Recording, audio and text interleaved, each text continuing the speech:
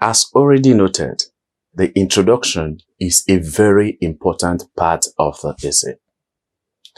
This is because it is this part of the essay that ushers in your readers, in this case, the examiners.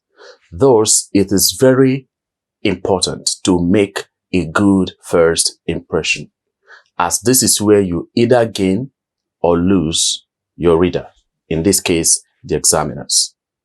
So you do not need to beat around the bush. You simply be very brief and straight to the point by introducing your points and stating what your essay is going to do.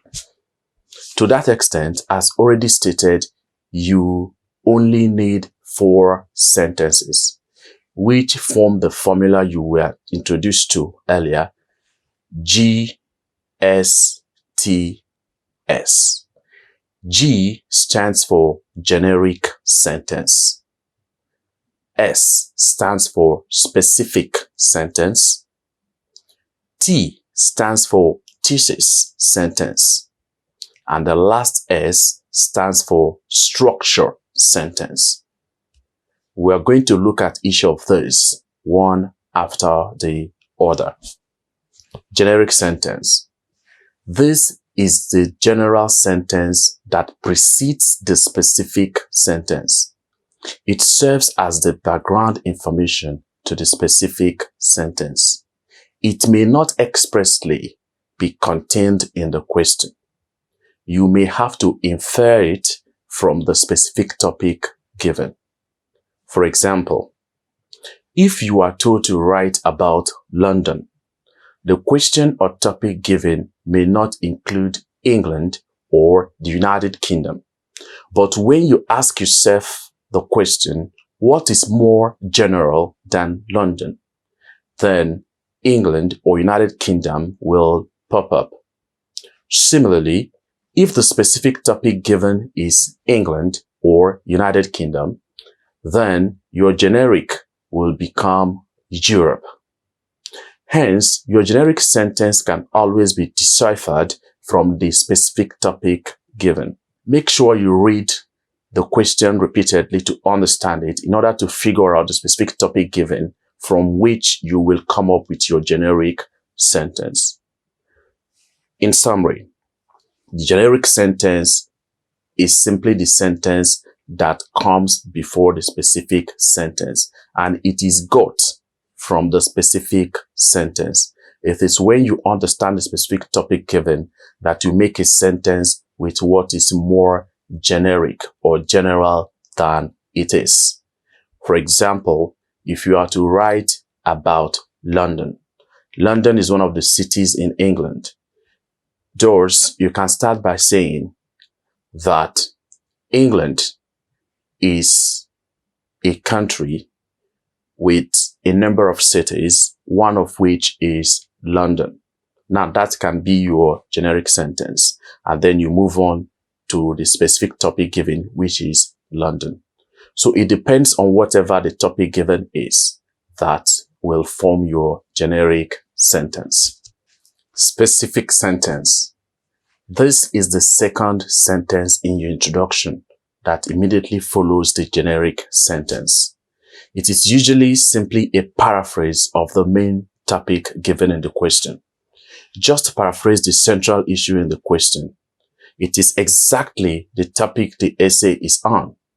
For instance, in the question type, discuss both these views and give your own opinion. You can decipher it by identifying the main controversy, issue, or argument in the question. This is because it is usually the main topic that leads to the argument or controversy. That is, one party says that A is the best, while the other party says that B is the best. What made them to say that is what led to the argument, and now that is the specific sentence. However, note that the question may be more straightforward. For example, in the question type, do you agree or disagree? The best way to identify the specific sentence in such question types is to identify the dependent and independent variables in the question. Once you have done this, the dependent variable becomes the specific sentence. This will become clearer with examples we are going to discuss in the subsequent lectures. Thesis sentence.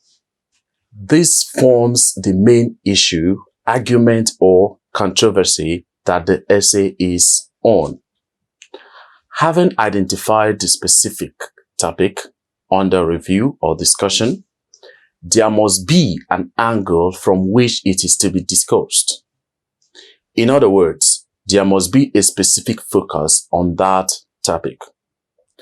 That precise focus forms the thesis of the essay.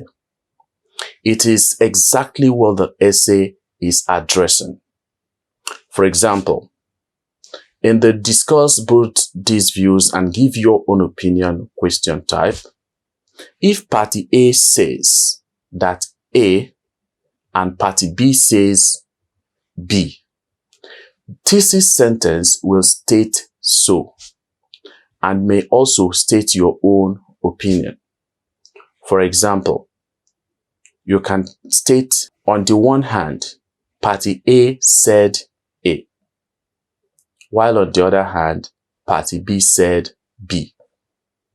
You may also decide to state your stance in the thesis sentence. Thus, thesis is identified from the main task given in the question.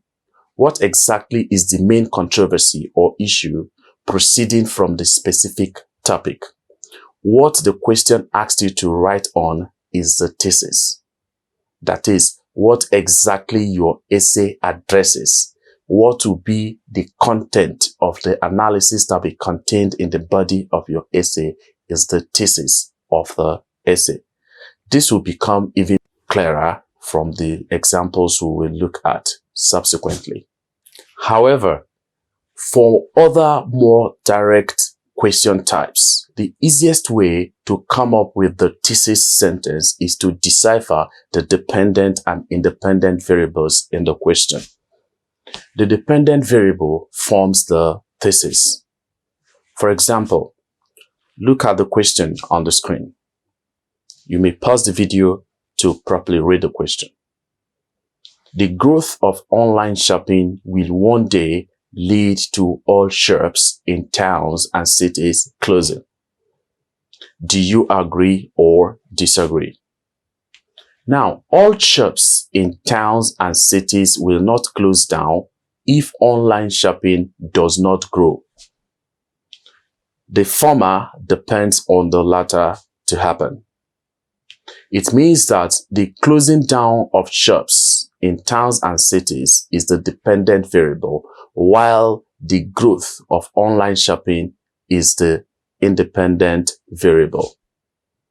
The closing down of all shops in towns and cities being the dependent variable will then form the thesis sentence. I'm sure this will become clearer with the examples we will soon look at. Thus, in a more direct question, in order to come up with your thesis, identify the dependent and independent variable. The dependent variable is that which depends on the independent variable to happen. Another example is, if I said, we will have a quiz if we have a class on Thursday. Now, if we do not have the class, we will not have the quiz. That means that the quiz depends on we having the class. Thus, having the quiz is the dependent variable and having the class is the independent variable. The last but not least is the structure sentence. This simply states the form and purpose of the essay. The way the essay is to be structured will be stated here. Also, the very purpose or objective that the essay tends to achieve will be contained here. It gives an insight into what the whole essay will look like.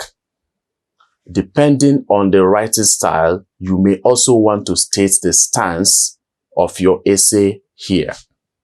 This seems to be the easiest of the 4 sentences. It will become even easier and clearer with the examples we will soon look at. Now, let's take some practical examples. We are going to look at 2 examples, one indirect question and one direct question.